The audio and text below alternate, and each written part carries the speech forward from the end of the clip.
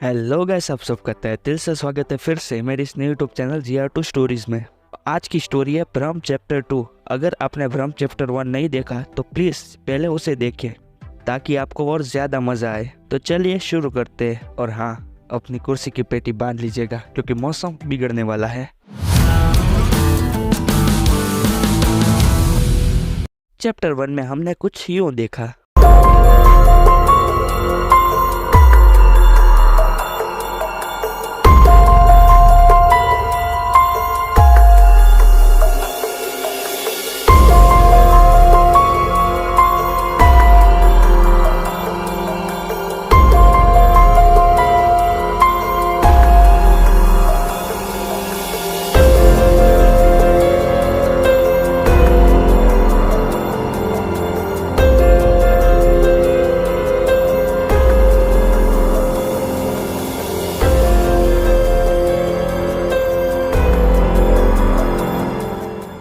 अमन वो दरवाज़ा खोलता है।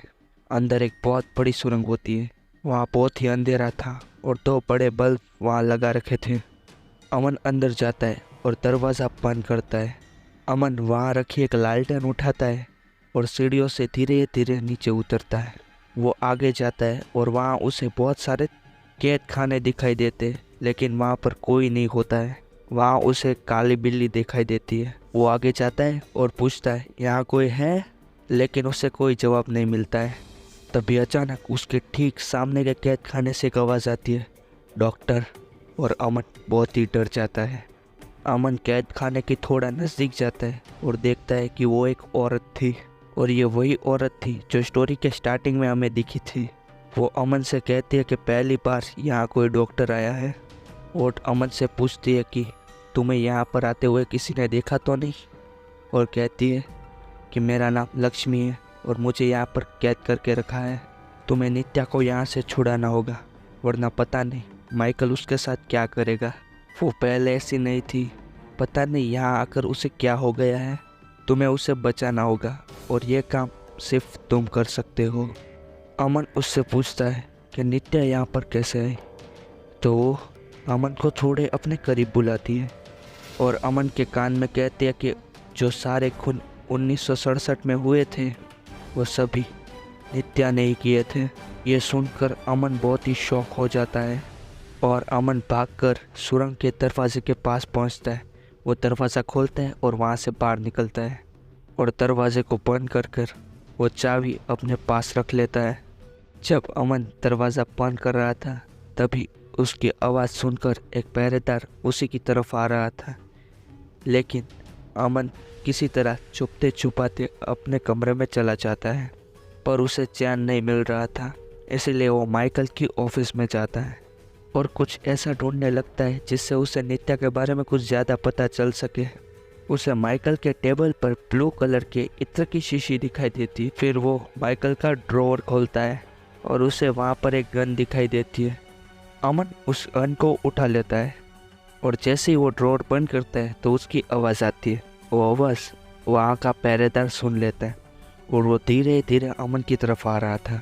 वो माइकल के ऑफिस का दरवाज़ा खोलता है और टॉर्च से रोशनी मारता है, लेकिन उसे वहाँ कोई दिखाई नहीं देता क्योंकि अमन टेबल के पीछे छुप गया था। अमन देखता है कि टेबल के नीचे एक सीक्रेट बॉक्स रखा हुआ था। जैसे ही वो पहरेदार वापस जाता है, अमन वो सीक्रेट बॉक्स खोलता है जिसमें से कुछ पेपर्स और एक डायरी निकलती है। अमन वो दोनों चीज़ें लेकर फटाफट अपने रूम में पहुंचता है। सबसे पहले वो पेपर्स खोल के पढ़ने लगता है। उन पेपर्स में नित्या की मेडिकल कंडीशन और उसके साथ क्या क्या ट्रीटमेंट हो रहा है उन सब के बारे में लिखा था, और वो सब बहुत ही भयानक था। सारी बातों से अमन बहुत ही परेशान हो चुका था। वो नित्या के बारे में ही सोच रहा था। तभी उसकी नज़र खिड़की पर पड़ती है। वो देखता है कि वो वॉचमैन उसकी खिड़की के ठीक बाहर ही खड़ा था। अमन उसे देखकर डर जाता है और जाकर अपनी खिड़की बंद कर देता है और खिड़की के ऊपर एक बड़ा सा बॉक्स लगा देता है जिससे कोई खिड़की खोल ना सके। अगले दिन सुबह अमन नित्या को जहाँ कैद करके रखा था वहाँ जाता है और वहाँ बाहर खड़े आदमी से कहता कि यह दरवाज़ा खोलो, लेकिन वो आदमी अमन की बात नहीं सुनता। वो आदमी कहता है कि सर रहने दीजिए, ये बहुत ही खतरनाक है, लेकिन अमन उसकी बात नहीं मानता। और मजबूरन उस आदमी को वो दरवाज़ा खोलना पड़ता है। अमन उस कैद खाने के अंदर जाता है और नित्या के ठीक पीछे जाके खड़ा हो जाता है और नित्या को भी पता चल जाता है कि कोई उसके पीछे खड़ा है। नित्या तुरंत पीछे घूम जाती है और अचानक अपना हाथ उठाती है अमन को मारने के लिए, लेकिन इस बार अमन उसका हाथ पकड़ लेता है। नित्या अमन को देखती है, तभी अमन नित्या को एक रस्सी देता है। यह रस्सी वही थी और वैसे ही थी जैसी नित्या अपने हाथों में डालकर खेलती थी और अमन नित्या का हाथ पकड़कर उसे उस कैद खाने से बाहर निकालता है। अगले सीन में हम देखते हैं कि कमला जो वहाँ की पेशेंट है वो नित्या को तैयार कर रही थी और वो अचानक रोने लगती है। फिर वो नित्या से कहती है कि तुम्हें कोई भी चीज़ की ज़रूरत हो ना, तुम सबसे पहले मुझे कहना, मेरे पास सब कुछ है। नित्या वहाँ कुछ बोल नहीं रही थी, सिर्फ इशारों से ही बात कर रही थी।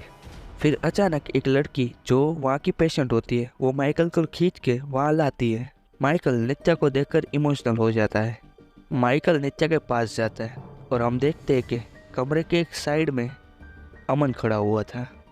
तभी वहाँ पर एक नर्स आती है और नित्या को दवाई देने की कोशिश करती है, तो अमन कहता है कि नहीं, अभी इसे कोई दवा की ज़रूरत नहीं है, ये बिल्कुल ठीक है। अमन माइकल से कहता है कि तुम्हारी ट्रीटमेंट की वजह से ही नित्या की ये हालत हो गई थी, अब उसे कोई ट्रीटमेंट की ज़रूरत भी नहीं है और ना कोई दवा की। इतना बोलकर अमन वहाँ से चला जाता है। कुछ देर बाद माइकल अपने ऑफिस में बैठा था और उन दिनों के बारे में सोच रहा था जब लक्ष्मी नित्या को उसके पास लेकर आई थी। हम देखते हैं कि लक्ष्मी नित्या को माइकल के पास ले जाती है और कहती है कि ये मेरे भाई नारायण की बेटी है जिसका नाम नित्या है। तो माइकल उससे कहता है कि हाँ, तुम्हारे भाई नारायण ने इसकी कंडीशन के बारे में मुझे बताया था और मैंने उनसे कहा था कि मार्शल आर्ट से ये ठीक भी हो सकता है। तब लक्ष्मी कहती है कि इसके पापा अब नहीं रहे, इसके पिता ने चाहते समय ये कहा था कि मैं उसे आपके पास छोड़ दूँ। लक्ष्मी कहती है कि ये मेरे भाई की बेटी है और आपको अपनी बेटी की तरह ही इसे रखना है। फिर वो माइकल को एक लाल रंग की डायरी देती है और कहती है कि ये मेरे भाई की डायरी है, इसमें सब कुछ लिखा है, और कुछ पेपर्स भी देती है और कहती है कि ये सारे प्रॉपर्टी के पेपर्स नित्या के नाम पर है, मतलब कि ये सारी प्रॉपर्टी नित्या की है, आप इसके इस्तेमाल से नित्या का ट्रीटमेंट कर सकते हैं। इन सारी बातों को याद करते करते माइकल अपने टेबल के नीचे के सीक्रेट बॉक्स को हाथ लगाता है और उसे खोलता है। तभी उसे पता चलता है कि वो डायरी और वो पेपर्स वहाँ से गायब है और वो बहुत ही टेंशन में आ जाता है। और दूसरी तरफ हम देखते हैं कि जीवन को नित्या से बहुत ही लगाव होने लगा था। अमन एक नदी के किनारे जाता है और वो बुक पढ़ना स्टार्ट करता है। बुक में लिखा था कि मेरा नाम नारायण है, हम 4 भाई बहन हैं, मेरे बड़े भाई जीवराज, छोटा भाई शेखर और सबसे छोटी बहन लक्ष्मी। मेरे बड़े भाई जीवराज बचपन से ही विकलांग थे, इसी वजह से उनकी शादी नहीं हो पाई और छोटे भाई शेखर की कोई संतान नहीं थी, इसी वजह से वो दोनों मुझसे बहुत ही जलते थे। और मेरी बेटी जो जन्मने के साथ ही अपनी माँ को खो चुकी थी और मानसिक रूप से विकृत थी। मेरे दोनों भाई मेरी बच्ची को मुझसे दूर करना चाहते थे। मेरे अलावा सिर्फ 2 ही लोग थे जो मेरी बच्ची को समझ सकते थे, मेरी छोटी बहन लक्ष्मी और उसका बेटा विनय। मैंने अपनी बेटी की इलाज के लिए बहुत कोशिश की, लेकिन मुझे पता चल गया था कि इसका कोई इलाज नहीं है। मैं हार मान चुका था, पर उसकी बीमारी की वजह से जो मेरा आत्मविश्वास खो जा रहा था, उस आत्मविश्वास को फिर से हासिल करने के लिए मैंने और मेरी बेटी ने अपने आप को कलेरी की विद्या में अर्पण कर दिया। पढ़ते पढ़ते अचानक अमन को लगता है कि कोई उसका पीछा कर रहा है या उसे कोई देख रहा है, तो वो पीछे घूमता है देखने के लिए कि उसे कोई देख तो नहीं रहा है। वो देखता है कि वहाँ कोई नहीं था। फिर वो वापस से वो किताब पढ़ने लगता है।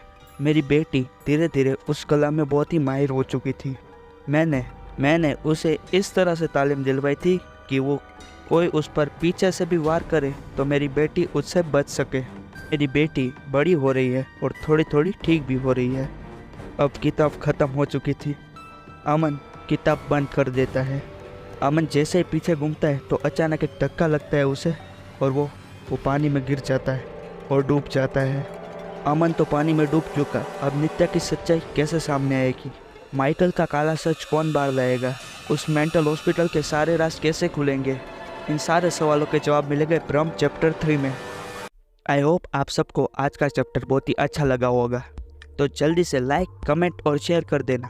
तो मिलते हैं अगले चैप्टर में। So goodbye and stay tune.